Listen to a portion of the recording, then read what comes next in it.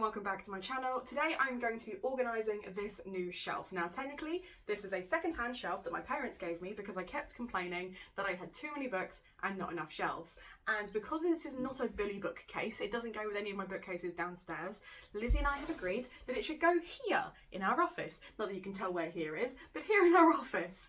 And we're going to use it as a kind of nice fancy shelf for all of our fancy books, special editions, etc. And we want it to be a very decorative shelf that doesn't get touched too often. So the books that are going to go on here are going to be special editions, etc.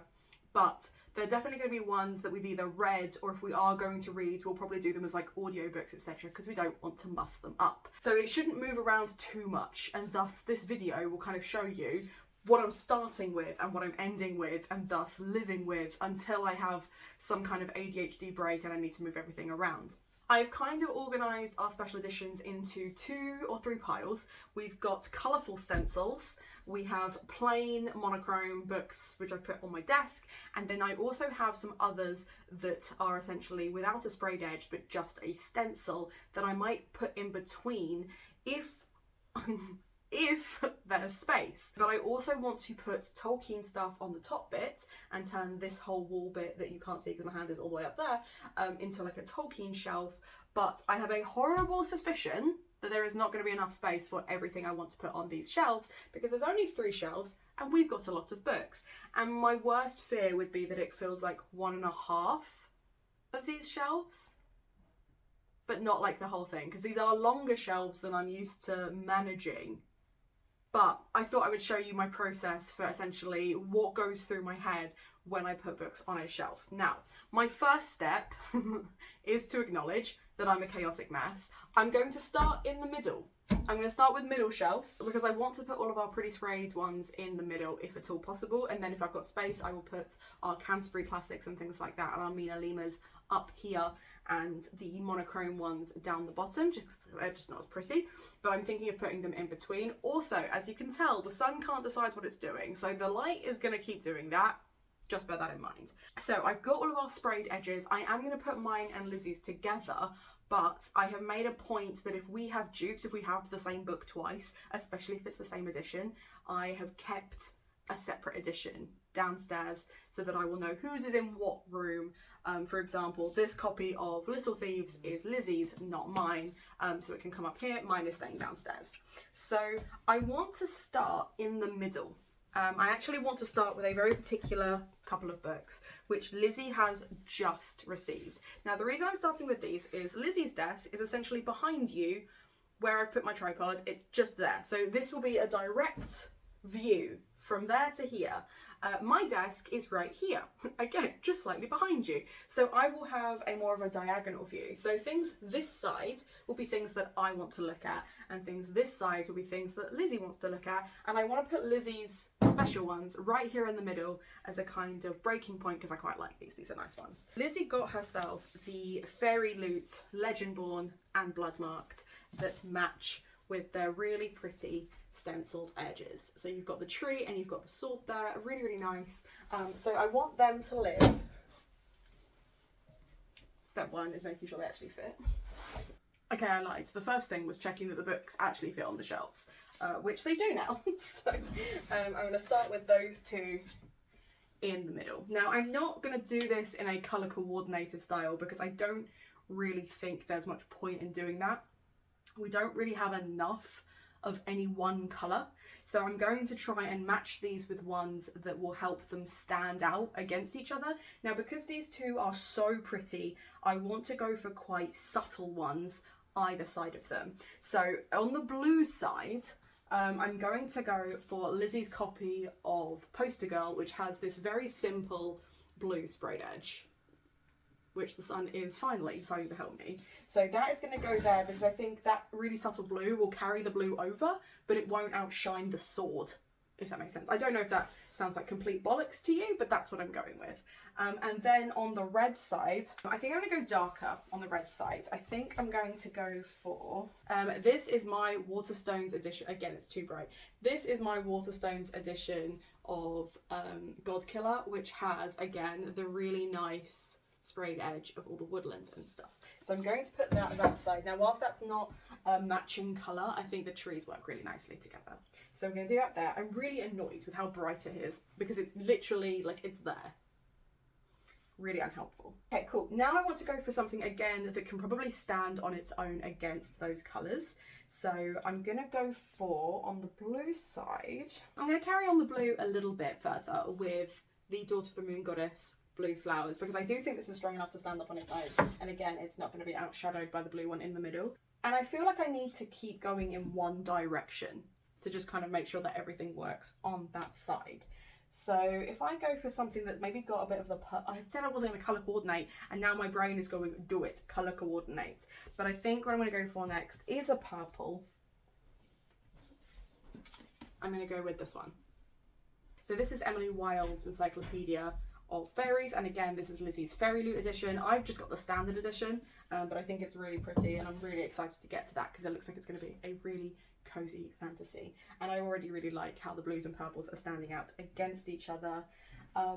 Right, let's do something this side because we've got quite a lot of dark oranges and stuff in there. I think I'm going to put When the Night Bell Rings. This is actually another one of Lizzie's, but this is from one of her book boxes. I can't remember the name of it, but it's like the Twisted Retreat ones. I'm going to put that one there because I think the orange works really nice together because it's not too much. Not too much. Rather than colour coordinate, I might do dark, like cold colours and warm colours. That might work really nicely because then it is colour coordinated but not really. And that might be just enough to soothe my brain. Let's do that. Let's do that. So, okay, right. Next then, if we're carrying on the warm theme, the Luminaries by Susan Dennard. I am not interested in reading this at all, but I do really like that it has a sprayed edge, so I will probably pick it up just to give it a try. Let's put that with some more orange next to that one. Right, I'm going to bookend these ones. So the next one is going to be Only a Monster by Vanessa Len, that again has that purple. And that's like a really dark purple, so I think that would look really nice there because then I can put Belladonna by Adeline Grace, which also has a purple sprayed edge. The other side of it, we've got a variety of blues and purples that side now. Then we can start on like some lighter blues as well, I think. It's annoying. I've just realised that now on the warm side I've only got like 3 books, the rest are all quite cold, and I want to kind of keep it like this. So I'm going to do Law next, which has the dark snakes on them. Because again, I think that's bold enough that it can kind of stand on its own. And then I will do Vicious Grace, because although that is very yellow and it is stenciled, I'm not entirely sure you can see that because of the lighting, so I'm sorry about that. I think when it stands here, it's going to look like it's almost monochromatic, but it's going to stand out really brightly versus the others. So I think that's almost too bright, but I don't have anything else to put in the middle of it, which is annoying. As for the purple side, I'm going to move towards the really bright blues, I think. So I've got the Drowned Woods, which is another Illumicrate one, which is mine, that I'm not really that interested in reading, but I might give it a go just because it's pretty. And then we also have Lizzie's Spells for Forgetting by Adrienne Young, which again has like blues, but then some spattings of orange on there. It looks really pretty. And Lizzie's edition of The Darkening, which has the blue sprayed edge with feathers. So I'm going to put that there as well. Now, I am running out of space on Lizzie's side, but not on my side. And of course, the temptation is to just shuffle it that way. But I don't really want to do that. I'm going to start at the other end, I think. Actually, what I'm going to do first, I'm going to move some things around. So I've just seen, obviously, I've put this down and completely forgot about it. Little Thieves. I'm going to put that between these two. Keep those darker colours together. And then I'm going to put my copy of Stone Blind, which has the green sprayed edge with the spear and snake on it, I think is going to go here. Again, not fully coordinated, but those look quite nice together. And then I suppose what I could do, we've got loads of really dark covers. I could put my darker ones there, but they're going to look really bizarre next to the yellow. The yellow is the thing that's throwing me off. I don't know if you can see that, if like it even matters to you, but the yellow is really throwing me off now. So I'm going to we'll put the other yellow one next to it. We'll break it up with the black. This is the Juno Dawson Fairy Loot edition. And then I would put my copy of Fable. Lizzie's got her Fairy Loot edition, but this is my edition, which is from a Lumicrate. I have turned it inside out so that I can see the box and then see the sprayed edge, which I will also put there. And then the final grey one is going to be my Hellbent by Lee Bardugo, which has the snakes and stuff on it. This probably won't stay up here because I've commissioned my 9th house book to be sprayed with something very similar, so they will match. And then I'll want it back downstairs. So they are just shy of the edge. I'm just going to shuffle it that way a little bit. And then I have got a couple more that have a sprayed edge, so I can put them there. We have Lizzie's Waterstones edition of Midnight at the Everwood, which again has that blue, very, very faint woodland feel on it, which is a little bit shorter, so I feel like putting it at the end there's not too bad. And then Lizzie hates this. Lizzie hates this cover, but I think it's really pretty, which is Last Time of the Flower Bride, which has these flowerful faces. But because they're just repeated the whole lot, she hates it. I'm going to tuck it here right on the end so that she can barely see it. But I'm actually going to I'll put another one in between that so she can see it even less, which is my signed copy of Kieran Morwood Hargrave's The Dancing Tree, which has a blue sprayed edge, but with little bees along it. And then that can fit in there. And then I feel like that's probably enough.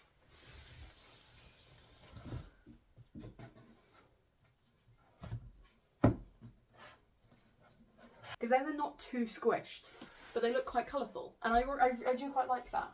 It's not my favourite shelf that I've ever done, but I do really like that this is all of our sprayed edges that are the stenciled edges all in one place. So that is shelf 1. Now, because I've had to rearrange the shelves, this is now very short. This is very short. I can just about reach my hand. No book is going to fit in that gap. So I'm now going to have to rethink what I put here, because I have little boxes that I could put along here. But then what do I put in the boxes? That is the next step. So I'm going to go away, have a think, and then find what I'm going to put on this shelf and then what I'm going to put on this shelf.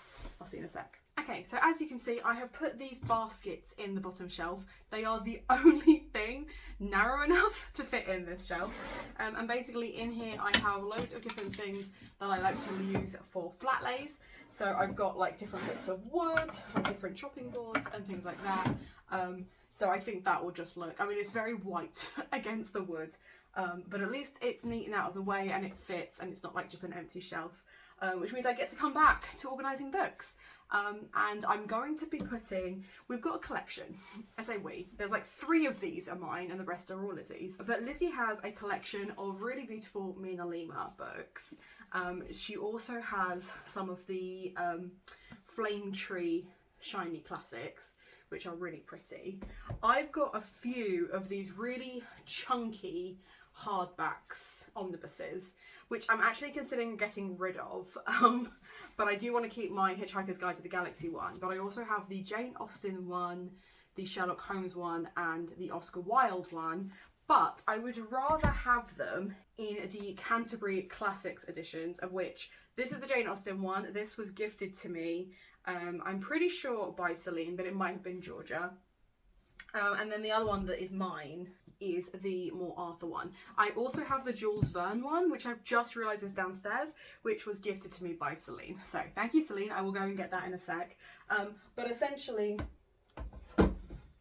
as shiny and stunning as they are, I would like to have them centre stage for this one. So I'm going to put these here and then I'm going to go grab Jules Verne so I can tack it on the end. This is not going to fill up this shelf. I'm very aware that as stunning as these editions are, they are not going to fill up this shelf.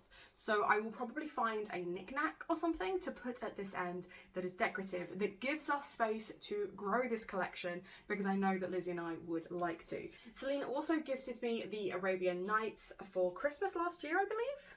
Oh no, happy birthday. My birthday last year. Thank you, Celine. So she's slowly working through the Canterbury Classics for me. So I will put that with my other 2. And I will go and grab my Jules Verne to go with them in a sec.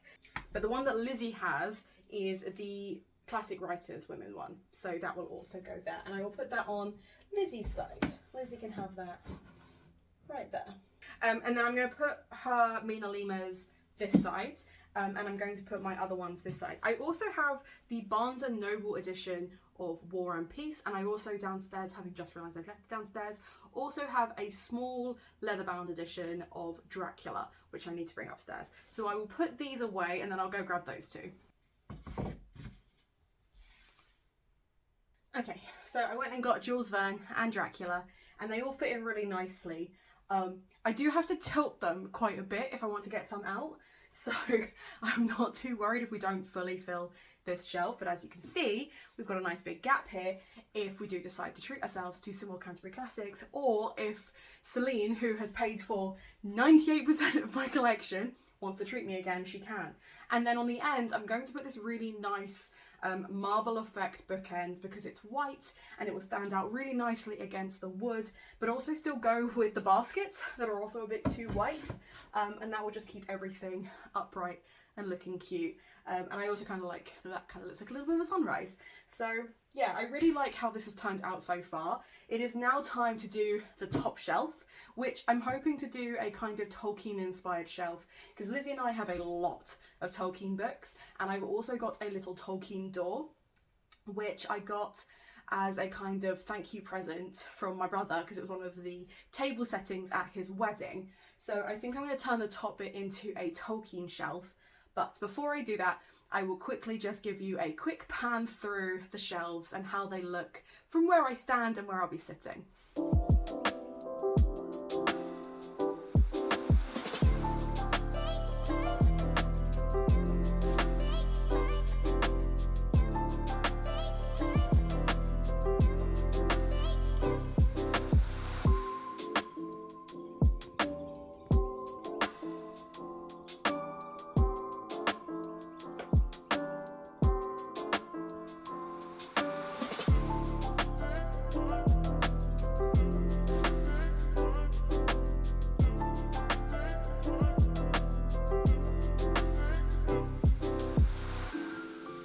Now, I wasn't too worried about the top shelf, which is mine and Lizzie's Tolkien shelf, because essentially I had arranged the books very similarly, except these were upright, on a shelf downstairs. This is Lizzie's little dragon that she keeps her dice in, and this is a little pin board that I've got where I keep all of my fancy pins. But I really like how the whole thing turned out. I think it's really colourful. It's absolutely going to distract me whilst I work, but I really like the way that it's all come together. Let me know in the comments down below, do you like what I've done with my shelf? Do you think I should have done something different? If you just want to let me know you were here, feel free to leave a little book stack in the comments. Treat yourself to something from Waypoint because it supports me and my content, and more importantly, have a nice day.